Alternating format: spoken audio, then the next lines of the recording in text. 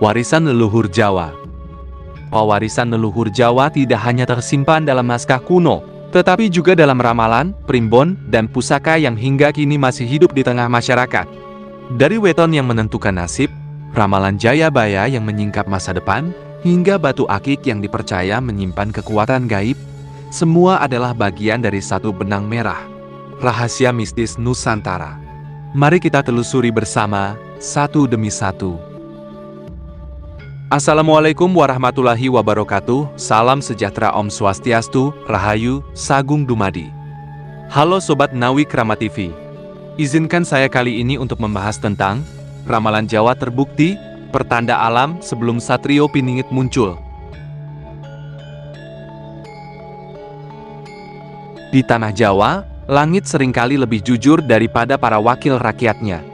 Ketika mereka asik berjoget di gedung megah, rakyat di luar berjuang melawan harga yang terus naik, pajak yang mencekik, dan janji-janji manis yang rasanya lebih pahit daripada kopi basi. Namun, sejarah leluhur kita sudah menuliskan bahwa sebelum cahaya datang, alam akan lebih dulu berbisik. Gunung-gunung menjerit, laut meluap, angin mengamuk, langit berguncang, hingga tanah sendiri mengirim tanda. Semua itu bukan sekadar bencana, melainkan peringatan bahwa sesuatu yang besar tengah mendekat. Dan di balik semua itu, terselip ramalan kuno, datangnya seorang yang disebut Satrio Piningit. Pertama, apa itu zaman Kalabendu? Dalam serat ramalan kuno, Jayabaya menyebut tentang datangnya sebuah masa kelam yang disebut zaman Kalabendu. Kata Kalabendu sendiri berasal dari bahasa Jawa kuno. Kala berarti waktu, masa, atau zaman. Sedangkan bendu berarti murka, kutukan, bencana, dan kesengsaraan. Maka, Kalabendu adalah sebuah masa ketika murka semesta tumpah ke bumi, ketika kutukan zaman jatuh ke pundak manusia yang terlalu sombong, dan ketika peradaban diuji dengan kesengsaraan panjang. Ramalan itu bukan sekadar dongeng untuk menakut-nakuti. Ia lahir dari kepekaan batin para leluhur Jawa yang membaca tanda-tanda alam, gejolak masyarakat, dan kebobrokan penguasa.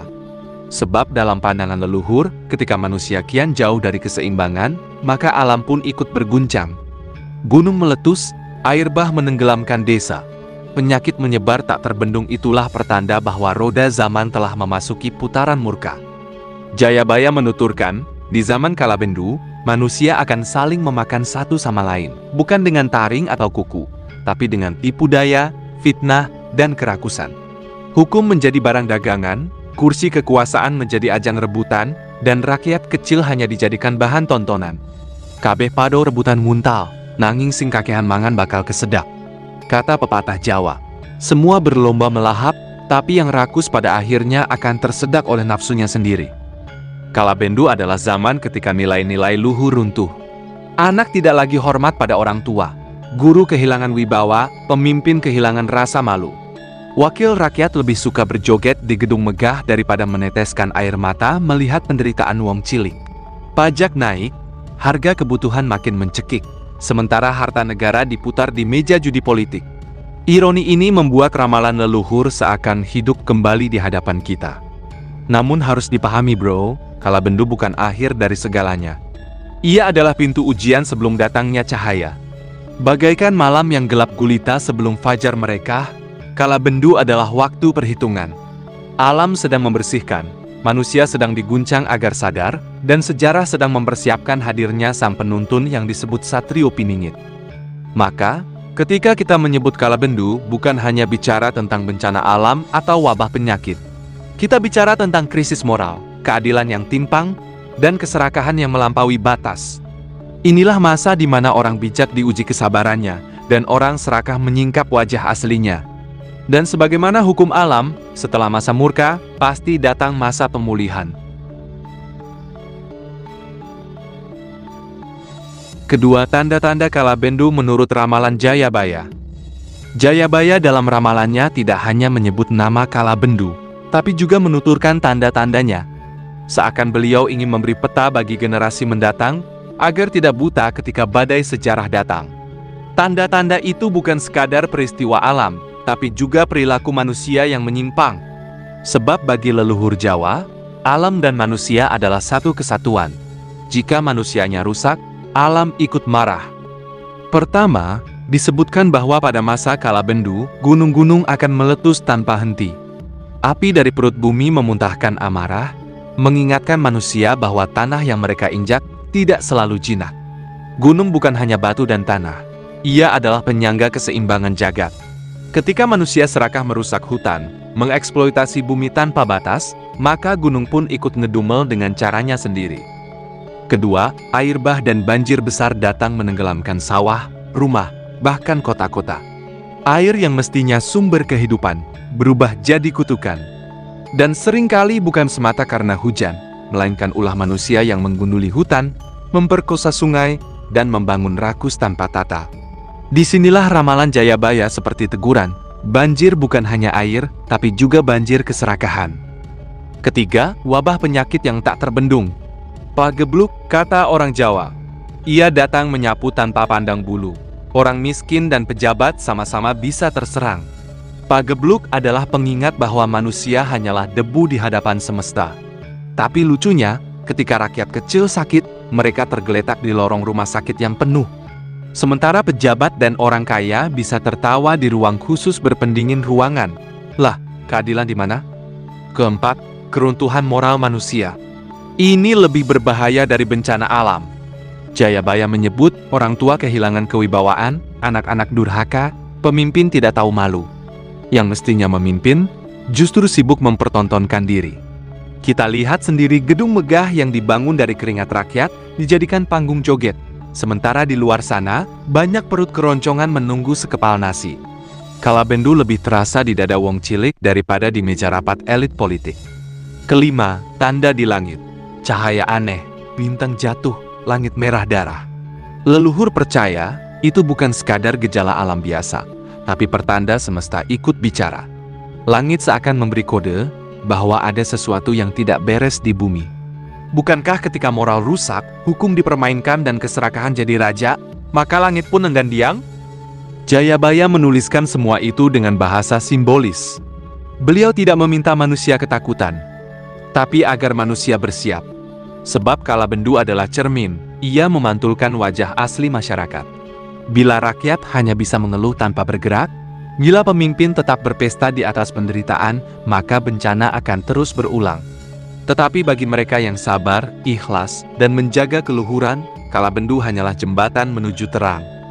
Pepatah Jawa berkata, wong kang eling lan waspada, ora bakal kino rubuh. Siapa yang sadar dan waspada, tidak akan mudah tumbang. Maka, tanda-tanda Kalabendu mestinya menjadi panggilan. Apakah kita ikut terseret arus, atau tetap berdiri menjaga nilai? Ketiga, puncak kesengsaraan Kalabendu. Kalabendu bukan hanya sekadar hujan derita yang datang bergiliran. Ia punya puncak, sebuah masa ketika kesengsaraan mencapai titik paling getir. Jayabaya menuturkan, inilah saat manusia diuji sampai pada batas ketahanan. Bukan hanya fisik, tapi juga jiwa, iman, dan moral. Puncaknya ibarat malam paling gelap sebelum fajar, sebuah gelombang penderitaan yang hanya bisa ditanggung oleh hati yang kuat. Pada masa itu, harga kebutuhan pokok melambung tinggi. Beras, garam, minyak barang-barang sederhana yang mestinya menjadi hak rakyat, justru terasa seperti permata mahal. Orang kecil rela antre berjam-jam demi sekarung beras, sementara gudang-gudang raksasa milik penguasa penuh tumpukan bahan pangan yang dijaga ketat. Rakyat berjuang dengan keringat, sementara pejabat hanya perlu menandatangani kertas lalu kenyang. Beginilah wajah Kalabendu. Perut lapar dijadikan permainan kekuasaan. Di sisi lain, keadilan jadi barang dagangan. Pengadilan bukan lagi tempat mencari kebenaran, tapi arena tawar-menawar. Siapa yang punya uang, dialah yang benar. Siapa yang miskin, meskipun polos hatinya tetap bisa dipenjara. Lalu orang bertanya, di mana nurani para pemimpin? Mereka sibuk beretorika, sibuk mencitrakan diri. Bahkan ada yang sibuk membuat panggung tari di gedung kebanggaan rakyat. Sementara wong cilik hanya bisa menonton dari layar kaca, sambil menggenggam perut yang kian kosong. Jayabaya menuturkan pada puncak Kalabendu, kepercayaan rakyat runtuh. Rakyat tidak lagi percaya pada janji-janji, tidak lagi hormat pada pemimpin. Bahkan, Doa mereka seringkali berubah menjadi keluhan. Suara-suara di langit malam penuh ratapan, tangis, dan amarah. Sebab apa? Sebab mereka merasa ditinggalkan, seolah negeri ini hanya milik segelintir orang yang tertawa di atas penderitaan berjuta rakyat. Lebih mengerikan lagi, rasa kemanusiaan memudar. Orang-orang menjadi individualis, sibuk menyelamatkan diri sendiri. Saudara tidak lagi peduli, tetangga tidak lagi menolong. Inilah puncak kesengsaraan, ketika hati manusia beku, ketika solidaritas mati. Pagebluk moral ini jauh lebih berbahaya daripada pagebluk penyakit, sebab sekali hati membatu, dunia berubah jadi hutan belantara. Namun, sebagaimana malam tak pernah abadi, Jayabaya pun menyiratkan harapan. Di balik puncak kesengsaraan, akan muncul kesadaran baru. Rakyat yang terbiasa di tempat derita akan belajar menguatkan diri. Mereka yang terbiasa ditindas akan melahirkan keberanian. Dan dari rahim penderitaan itulah, akan lahir pemimpin sejati yang disebut-sebut sebagai Satrio Piningit. Tapi untuk sampai ke sana, bangsa ini harus lebih dulu melewati Kalabendu dengan segala getirnya. Pepatah Jawa mengingatkan, sak dermo nglakoni, urip mang mampir ngombe. Hidup hanyalah singgah sebentar, maka jangan sampai singgah itu diisi dengan keserakahan. Karena pada akhirnya, kekuasaan yang hari ini dipuja, esok hanya jadi debu di jalanan sejarah. Keempat, harapan di tengah Kalabendu. Setiap malam, kelam selalu menyimpan janji fajar. Begitu pula Kalabendu, meski penuh getir dan tangisan, ia tetap meninggalkan secercah cahaya. Jayabaya menuturkan, justru ketika rakyat terjepit, ketika semua jalan seakan buntu, disitulah harapan mulai bersemi. Bukan harapan yang datang dari istana megah, bukan pula dari para pejabat yang sibuk berfoto dan berpidato, melainkan harapan yang tumbuh dari dada wong cilik. Di tengah harga-harga yang melambung, rakyat kecil tetap belajar berbagi. Nasi sebungkus dibagi dua, singkong direbus bersama, air sumur dinikmati bergiliran. Dari situlah lahir solidaritas sejati, bukan yang dipamerkan di baliho, melainkan yang hidup di lorong-lorong kampung. Beginilah wajah asli bangsa, kuat karena kebersamaan, bukan karena kursi empuk para penguasa. Harapan itu juga hadir dalam bentuk kesadaran kolektif. Rakyat mulai membuka mata, bahwa janji manis di mimbar hanyalah pemanis bibir. Mereka tahu, kursi kekuasaan lebih sering menjadi tempat sandiwara daripada pengabdian. Tapi di balik rasa muak itu, lahir tekad baru. Rakyat mulai percaya pada dirinya sendiri.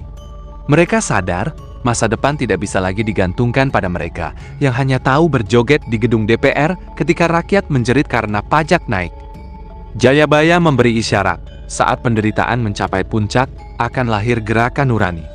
Bukan berupa kerumunan massa yang digerakkan uang, melainkan suara hati yang tidak bisa lagi dibungkam.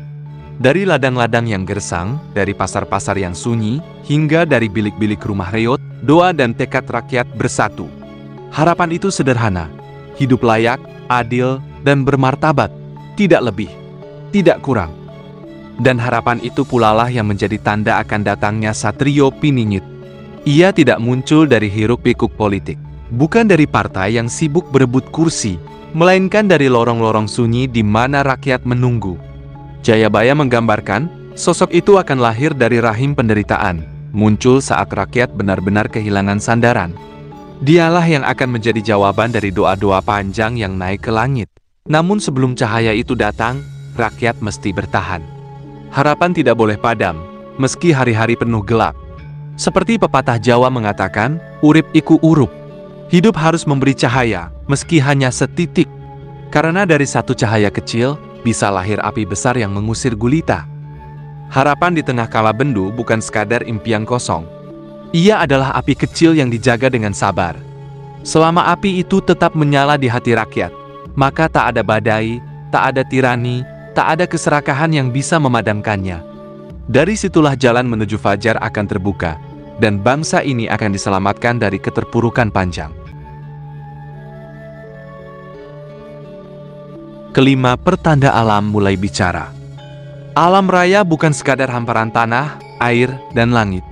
Ia adalah kitab terbuka yang selalu memberi tanda. Hanya saja manusia sering tuli dan buta karenanya. Jayabaya pernah berpesan bahwa ketika zaman Kalabendu mencapai puncaknya, alam akan ikut bersuara. Gunung-gunung berguncang, air bah melanda, langit berubah warna. Seakan bumi sudah bosan menanggung beban keserakahan manusia. Lihatlah gunung yang selama ini diam, ia mulai bergejolak. Memuntahkan lahar, seolah berkata, "Cukuplah kalian mencabik-cabik bumi tanpa rasa syukur." Sungai-sungai yang dahulu tenang kini meluap, menenggelamkan sawah, rumah, bahkan mimpi rakyat kecil. Sementara itu, para penguasa hanya pandai berkata, "Bencana ini ujian dari Tuhan," sambil tetap membangun istana megah. Seakan ujian itu hanya berlaku bagi rakyat miskin, bukan bagi mereka yang tidur di atas kasur empuk hasil pungutan pajak. Angin ribut, puting beliung, hingga langit yang menghitam adalah teguran yang lebih keras dari 1000 orasi. Namun apa daya, banyak pejabat menutup mata, seolah semua hanya kebetulan. Padahal rakyat kecil tahu, alam tidak pernah salah. Alam marah karena keserakahan manusia. Hutan digunduli, tanah dijual, laut dikuras. Yang mendapat untung segelintir, yang menanggung bencana jutaan. Jayabaya menyebutkan, alam adalah cermin hati manusia. Bila hati para penguasa dipenuhi kerakusan, maka alam pun ikut murka. Itulah sebabnya banjir bukan sekadar air yang melimpah, melainkan simbol kerakusan yang meluap.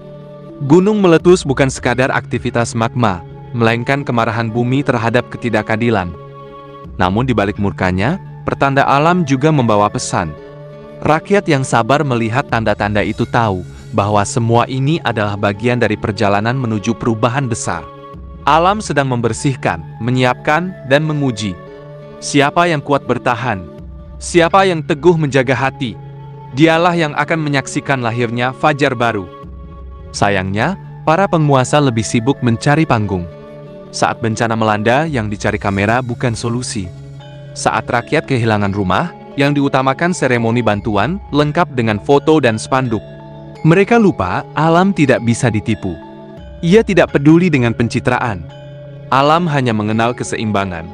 Siapa yang merusak, pasti menuai akibat. Pepatah Jawa berkata, "Sapa nandur bakal ngunduh." Siapa yang menanam, dialah yang akan menuai. Bila yang ditanam keserakahan, maka banjir, longsor, dan angin ribut adalah buah pahitnya. Tetapi bila yang ditanam kejujuran dan kesadaran, maka harapan akan tumbuh kembali. Pertanda alam bukan sekadar cerita mitos, melainkan peringatan keras bahwa waktu semakin dekat. Alam sudah bersuara, bumi sudah memberi tanda. Tinggal manusia, khususnya mereka yang duduk di kursi kekuasaan, mau mendengar atau tetap menutup telinga sambil berjoget di tengah derita rakyat. Keenam, doa rakyat yang tertindas. Di tengah hiruk-pikuk zaman edan ini, masih ada suara-suara lirih yang tak pernah terdengar di gedung-gedung megah kekuasaan. Suara itu bukan orasi, bukan pula pidato politik. Ia lahir dari hati yang pasrah, dari perut yang lapar, dari keringat yang tak dihargai. Itulah doa rakyat kecil, doa yang mengalir setiap malam, mengetuk langit dengan air mata. Di desa-desa yang terendam banjir, seorang ibu memeluk anaknya sambil berdoa, "Ya Gusti, beri kami kekuatan." Di ladang yang kekeringan, seorang petani menengadah, "Ya Allah, kapan hujan turun?" Di kota besar yang penuh polusi, seorang buruh berbisik lirih, "Ya Tuhan, lindungi anak-anakku." Doa-doa itu sederhana, tak pernah meminta istana megah atau mobil mewah. Mereka hanya meminta kehidupan yang layak, sesuap nasi tanpa rasa takut esok hari. Tetapi lihatlah para penguasa. Saat rakyat berdoa dengan linangan air mata, mereka sibuk melantunkan doa dengan pengeras suara, dipenuhi kamera dan pencitraan. Seakan-akan doa mereka lebih mulia, padahal isinya hanya permintaan agar kursi kekuasaan tetap aman, agar bisnis tetap lancar, agar nama tetap harum meski hati busuk. Jayabaya pernah berkata, "Ketika doa rakyat yang tertindas lebih banyak dari doa pejabat yang tamak, maka langit akan terguncang. Sebab doa orang yang teraniaya tak ada hijab di hadapan Tuhan. Tak perlu panggung, tak perlu gelar. Doa rakyat miskin yang ikhlas mampu menembus langit dengan kekuatan yang tak dimiliki seorang pun penguasa." Ironinya, doa itu sering lahir bukan dari keinginan, melainkan dari keputusasaan. Rakyat yang kehilangan sawah karena proyek jalan tol, rakyat yang rumahnya digusur demi investasi, rakyat yang kena pajak, bahkan untuk makan sehari-hari, semua itu menambah panjang daftar doa yang dilambungkan ke langit. Seolah bumi ini sudah menjadi teater ketidakadilan, di mana rakyat adalah penonton setia yang tak pernah mendapat tiket masuk ke panggung utama. Pepatah Jawa mengingatkan, yer basuki mawa bea, untuk mencapai keselamatan selalu ada biaya. Tapi kini, biaya itu hanya dipikul rakyat kecil. Sementara keselamatan dan kemewahan dinikmati segelintir elit. Tidakkah itu menyalahi hukum keadilan? Namun doa tak pernah sia-sia. Doa rakyat yang tertindas adalah bara yang perlahan menyala. Semakin ditekan, semakin membara. Semakin dihina, semakin kuat. Sampai pada akhirnya, doa itu akan menjelma menjadi kekuatan yang mengguncang. Mungkin para penguasa tertawa sekarang, menertawakan doa rakyat yang dianggap hanya angin lalu. Mereka lupa, sejarah selalu ditentukan oleh suara lirih yang tak terdengar. Doa-doa itulah yang kelak menjadi bahan bakar perubahan. Seperti air yang menetes terus-menerus, ia akan melubangi batu yang paling keras sekalipun. Dan ketika doa-doa rakyat sudah sampai ke puncak langit, saat itulah kekuasaan yang berdiri di atas kesombongan akan runtuh. Karena doa rakyat yang tertindas adalah hukum alam, hukum Tuhan, yang tak bisa dibeli dengan uang, tak bisa disuap dengan jabatan, dan tak bisa dilawan dengan pasukan. Ketujuh, fajar baru dari tanah Jawa. Setelah gelap yang panjang, selalu ada fajar yang menyingkap tirai malam. Begitu pula tanah Jawa. Di tengah hiruk-pikuk pagebluk, letusan gunung, banjir, badai, gerhana, dan doa rakyat yang tertindas, ada satu tanda terakhir. Lahirnya fajar baru dari tanah yang pernah dijanjikan. Fajar itu bukan sekadar cahaya pagi yang mengusir gelap, tetapi pertanda bahwa zaman edan akan digantikan oleh zaman terang. Inilah saat di mana bumi Jawa menjadi pusat perhatian, bukan karena kekayaannya dijarah, bukan karena rakyatnya ditindas, melainkan karena dari tanah ini lahir seorang yang disebut-sebut dalam ramalan Satrio Piningit. Namun jangan dibayangkan ia datang dengan pasukan, pedang, atau mahkota emas. Ia datang dengan wajah yang sederhana, langkah yang tenang, dan hati yang jernih. Justru karena kesederhanaannya, ia tak dikenali oleh penguasa. Ia dianggap angin lalu, tak masuk hitungan dalam statistik politik. Tetapi sesungguhnya, dialah yang ditunggu-tunggu. Di saat penguasa sibuk berpesta pora, ia memilih duduk bersama rakyat jelata. Di saat pejabat sibuk berfoto, ia memilih mendengarkan keluh kesah petani, nelayan, dan buruh. Ia tahu bahwa kekuatan sejati bukan dari senjata atau kursi, melainkan dari cinta dan keadilan. Namun kedatangannya bukan tanpa tantangan. Justru ketika fajar baru itu muncul, kegelapan akan berusaha memadamkannya. Para penguasa tamak, para pedagang kebijakan, para penjilat kekuasaan mereka semua akan bersekongkol menolak cahaya itu. Karena terang selalu mengancam mereka yang terbiasa hidup dalam gelap. Pepatah Jawa berkata, Suradira Jaya Ningrat, lebur dening pangastuti. Segala bentuk kekuatan, keserakahan, dan kekuasaan akan luluh oleh kelembutan hati. Itulah kunci fajar baru dari tanah Jawa. Ia tak datang untuk menghancurkan, tetapi untuk menyatukan. Ia tak datang untuk memerintah dengan tangan besi, tetapi untuk menegakkan keadilan yang lama hilang. Namun, apakah rakyat siap menyambutnya? Ataukah rakyat masih terbuai oleh janji-janji manis para elit yang suka menari di layar kaca, berteriak tentang kesejahteraan tapi sibuk menaikkan pajak? Apakah rakyat akan membuka mata pada cahaya fajar, atau tetap memilih tidur dalam mimpi palsu? Fajar baru dari tanah Jawa adalah panggilan. Panggilan bagi rakyat untuk bangkit, meninggalkan kepasrahan buta, dan berani memilih jalan kebenaran. Fajar itu bukan hadiah, melainkan ujian. Karena cahaya hanya berguna bagi mereka yang mau berjalan di bawahnya. Dan bila benar janji Jayabaya itu, maka fajar yang muncul dari tanah Jawa bukan sekadar harapan, melainkan awal dari perubahan besar. Dari sini, Nusantara akan berdiri tegak, bukan sebagai negeri yang dijarah, tapi sebagai negeri yang bermartabat. Sebab ketika rakyat sudah lelah dengan janji kosong, ketika doa-doa sudah mencapai langit, dan ketika alam sudah memberikan pertanda terakhir, maka tak ada lagi yang bisa menghentikan datangnya fajar. Fajar baru itu akan lahir entah hari ini, esok, atau lusa. Tapi satu hal pasti, Ia datang bukan karena para penguasa menginginkan, melainkan karena rakyat membutuhkannya. Sejarah selalu berputar, dan zaman edan ini pun suatu saat akan mencapai ujungnya. Pertanda alam sudah banyak kita saksikan, tinggal pertanyaan sederhana. Apakah kita akan terus berpura-pura buta, atau berani membuka mata? Sebab Satrio Piningit tidak lahir dari kursi empuk, bukan pula dari pesta pora istana. Ia lahir dari doa rakyat kecil, dari air mata yang tumpah di tanah sawah, dari keringat yang asin di dermaga, dan dari suara hati yang terlalu lama dipaksa diam. Dan bila waktunya tiba, tak ada kekuasaan yang mampu menolak. Fajar baru dari tanah Jawa akan terbit, dan bersama cahaya itu, kita pun diuji. Apakah ikut berdiri dalam terang, atau tetap memilih tidur dalam gelap?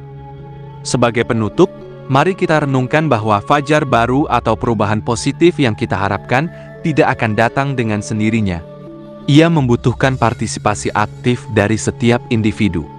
Pendidikan, kesadaran kritis, dan keberanian untuk menyuarakan kebenaran adalah kunci untuk memastikan bahwa perubahan yang terjadi benar-benar membawa keadilan dan kesejahteraan bagi semua. Jangan hanya menunggu Satrio Piningit datang, tetapi jadilah bagian dari solusi. Mulailah dari diri sendiri, dari lingkungan terdekat, dan bersama-sama kita ciptakan fajar yang lebih baik bagi Indonesia. Ingatlah, perubahan sejati dimulai dari keberanian untuk membuka mata dan bertindak.